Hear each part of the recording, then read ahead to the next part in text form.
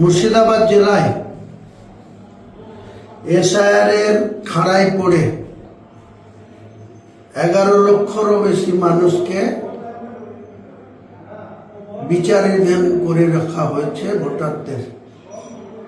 এত বড় একটা জেলা যেখানে 62 লক্ষ ভোটার, 90 লক্ষ মানুষের বাস, সেই জেলাতে এসআইআর করতে গিয়ে এসআইআর যখন খসড়া তালিকা টাঙানো হলো, তখন যে পরিমাণ নাম সেখানে ডেথ কেস বা ডবল নেমের কেস বাদ গিয়েছিল, আমাদের কোনো বক্তব্য ছিল না। আমরা সেটা মুর্শিদাবাদের মানুষ সকলে মিলে সব রাজনৈতিক দল কম বেশি মেনে নিয়েছে।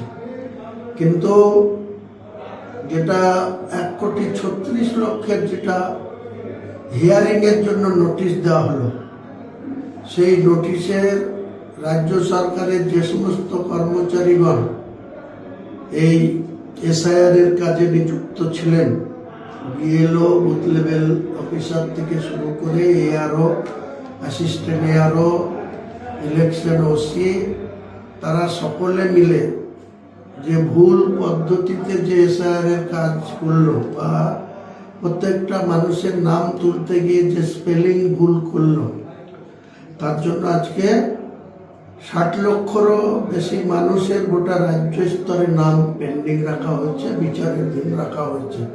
তার মধ্যে দুঃখের বিষয়, এই মুর্শিদাবাদে 11 লক্ষর বেশি, পাশে মালদাতে 8 লক্ষেরও বেশি।